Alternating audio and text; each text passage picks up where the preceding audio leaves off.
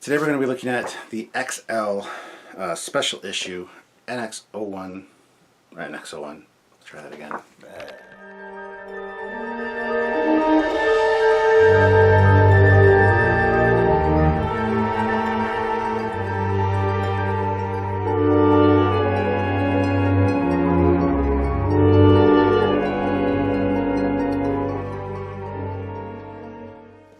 Hey guys, Captain Foley back with you again for another Friday Eaglemoss review. Today we're going to be looking at one of the special issues. This is the USS Enterprise NCC 1701 TOS Enterprise from the original series. I have yet to review the smaller Eaglemoss Enterprise. I do have it, I just haven't got around to it yet. But the XLs came in and I'm pretty impressed with them. I wanted to cover one this month for December. Just right before Christmas too, so but anyway, this is a fantastic ship. Obviously I love it, and as per usual, the book has got some fantastic art on the cover, picture of the model and well, the CG model anyway. So it's pretty fantastic. On the bottom here it says USS Enterprise NCC 1701 special issue, and on the other side it's got some of the statistics. Class, Constitution, length 289 meters, launched 2245, with a crew of 430.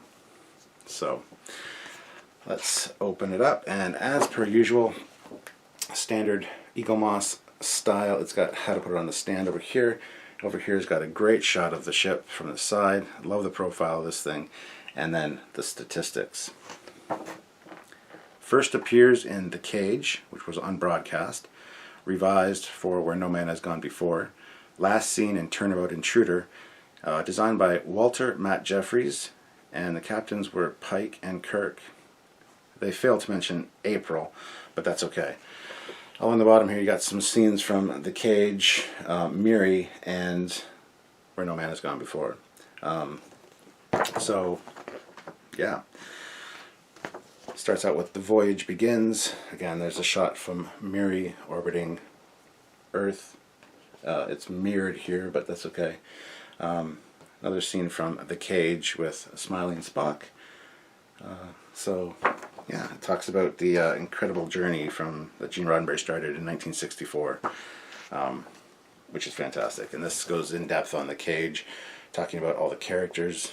You've got Pike, number one, Dr. Piper, and Spock, of course, and then them on the transporter pad with the away mission uniforms, which something TOS was sorely lacking, was away mission uniforms in my opinion. Goes on to talk more about it here. You've got Vina and Pike and number one there. The old style communicators, which are kind of cool. Vina as an Orion slave girl, and over here you've got Gene Roddenberry and the actress that played Vina. Where's her name here? Susan Oliver, chatting on the set. This is where they were having their picnic, her and Captain Pike. Goes on to show some early concept designs for the Enterprise done by Matt Jeffries. Before finalization, and then a shot of it in front of the blue screen, the actual filming model, which is really cool. I would love to have that model. It's so huge. On the other side is the Telosians, the big-brained critters, and yeah, very alien, played by older women. So casting Star Trek. This is very Cage-centric, this magazine, but that's okay. So it talks about casting Jeffrey Hunter as Pike, William Shatner, and all the other ones are listed there as well. The Captain's Yeoman, the Doctor. And then it goes on to Where No Man Has Gone Before, which is the first in the production series, at least it should be. I know they play the Salt Vampire episode first, and I hate that because the uniforms change, but there you can see the older style uniforms with the sweater and the turtlenecks. There's a young William Shatner holding a phaser rifle.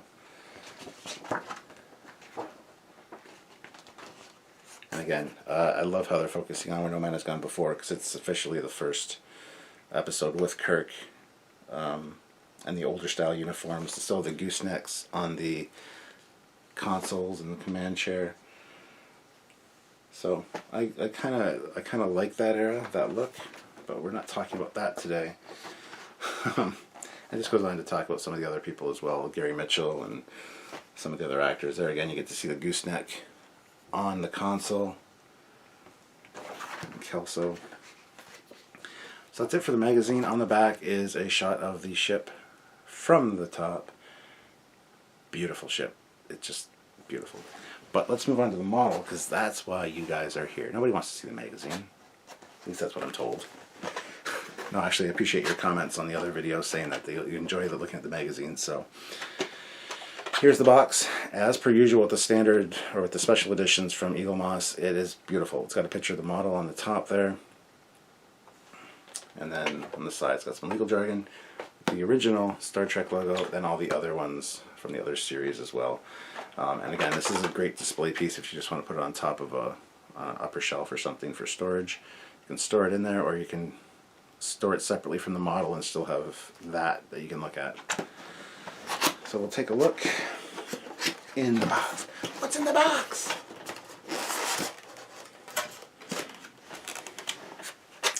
There it is, nestled in all its safe glory. Ugh, styrofoam, the sounds it makes. So here we go. I didn't order this one at first because I figured I have so many TOS Enterprises around this house, I don't need another one. But then I thought, I'm going to get the special edition because I want to see what the large one's like. And it's pretty great, I gotta say. So here it is. Nice weight to it. You can tell the top of the saucer is definitely metal. This part, though, on the bottom isn't. Secondary hull also feels metal, at least the top of it. The lower part right there, actually I think that is as well. Struts feel metal.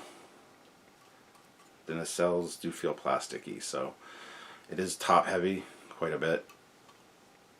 But there's a lot of metal here. So right away, there's a few things I like and a few things I dislike. First of all, I like the fact there's no seam line on the top or the side of the saucer, as a lot of times that's where the seam line is. It's right along the rim of the saucer there. On the bottom, you've got this seam line, however, which isn't too bad. I mean, when it's on the stand, you're not really going to see that, but it's kind of noticeable. I think they could have done maybe a little bit better job with that, but that's a small nitpick for sure. Next up is this seam line on the bottom of the secondary hull on both sides is quite prominent and noticeable. I would have preferred if they split it down the middle, so it was along this line. Then it wouldn't be as noticeable when it's on the stand, I think, because it'd be on the top and the bottom, but I could be wrong about that. And also there are some seam lines along the top of the engines, but not that big of a deal. So moving on to the detail, the windows are a little misaligned on the side of the saucer, which is a shame. There are indentations, but they are kind of misaligned, but that's kind of an Eaglemoss trademark, I guess. Let's see. The top of the saucer looks great. The registry looks spot on. The little white squares, which are like lab windows. Again, very cool. The navigation lights, very nicely detailed. The bridge dome and the BC deck look really good. There are some alignment issues again, which is a real shame. I like when they don't put the indents in and they just put the windows on. That way if it's misaligned, it's not really noticeable. That would be what I would prefer, but also the red details on each side of the bridge. This one's on the starboard side is a little bigger. It's like a paint error, like a blob, so I don't know if that's noticeable on anybody else's model. Moving back though, the impulse deck, the detail here and the back of the deck is very impressive. It looks very nice. If you go to the bottom of the saucer, again, that separation line's a little annoying, but it's something I can definitely live with. You got the eyebrows there, which aren't colored in completely with the darker color. They're outlined, which I kind of like. I think that looks good. Again, some very, very noticeable misalignment issues with the windows, which is a real shame. Other than that, not too bad. Moving to the neck, there the window alignment is actually spot on, which looks really good when it's indented. So sometimes the indentations work when you line them up properly. So that's perfect. The front deflector, it's a little bit bent, a little bit wonky. Feels like a kind of a rubbery plastic, so it could probably be moved if you wanted to, but from straight on it is crooked. Same with from the side, it kind of points up a little bit. Again, just a minor nitpick, but worth pointing out for you guys. The detail on the side, the pennant, and the windows. Most of the windows are fairly well aligned. There are some issues near the bottom ones, but the pennant's on properly. That looks great. The bottom of the ship has some great detailing as well. Those little markings, and I don't know if you call them greeblies because they're not really 3D, but little markings there are very nicely done. Shuttle bay looks good, nothing really wrong there. The detailing on the top is really nice, the pinstriping, the red, white light there, and then the dome above the shuttle bay is actually really well done. There's a bit of a weird anomaly here, where you can see where they did a seam of some kind. It's pretty well hidden, but you can see it on close inspection.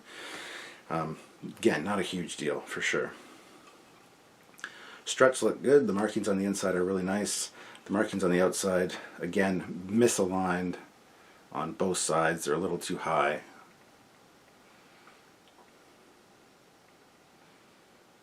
The Bizarre collectors, the domes, look nice, although mine are two different colors. This one's a lot darker than this one. This one's way lighter. Not a huge issue in my opinion, but worth pointing out again. So I don't know if that's standard across the board for these or not. If you have one, please put it in the comments below if it's the same with yours. Banners on the side of the engines look nice. This one's a little misaligned. The numbers kind of go a little wonky, but not a huge issue at all in my opinion. The inner chiller grills look good. I love that they're a darker gray. That's a nice touch. And the end caps look great with the darker gray. So overall, a pretty fantastic model. I would recommend it if you are a TOS fan. It's worth getting for sure. I got to see how it looks on the stand and stuff, but we're going to do that right now. And there we have it. So I would say worth the money. Check it out and go pick yourself up one. Alright guys, so here she is on the stand. Stand attaches here at the back of the saucer. Not a huge fan of that, as it really obstructs the secondary hull. I mean, it doesn't look like it here, but it just looks too bulky and odd. There are better ways to mount a TOS Enterprise, in my opinion. This would have been cool if they had, instead of doing that, they had actually had it mount to the engines. But it's way too top heavy to even attempt that with this stand. But so there you have it, guys. The angle on it's a bit sharp, which bugs me a little bit. I think it should be more straight. But again, because it's so top heavy, that's how you got to do it for the center of gravity. We'll take a look at some of these details here now.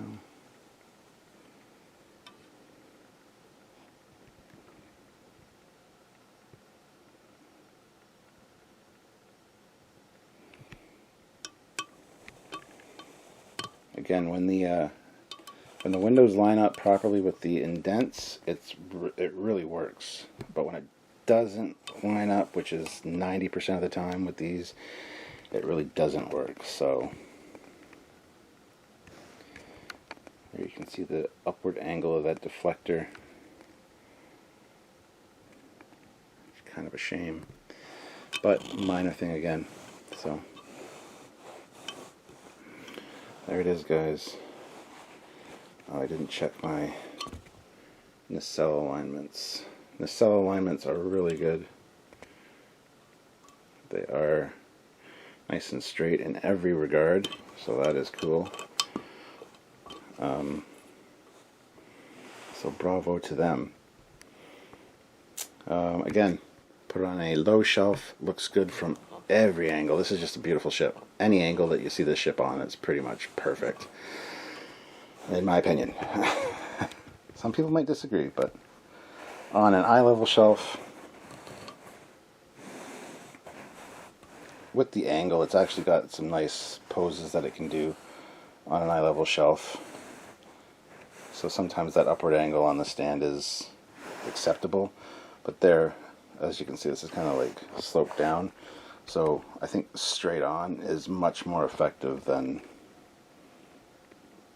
angled up. But if you put it on a higher shelf, you kind of see more of the flaws, because you do see that separation line on the bottom of the saucer, as well as the bottom of the secondary hull here. It's much more noticeable. But again, like I said, from almost any angle, this thing just stands out and works well. So, oh, there you go, guys. I was going to say, I was trying to adjust it on the stand, but I did it the wrong way. It fell off, so let's just get her on there. There we go. Alright, guys, so awesome little model, or XL model, if you will.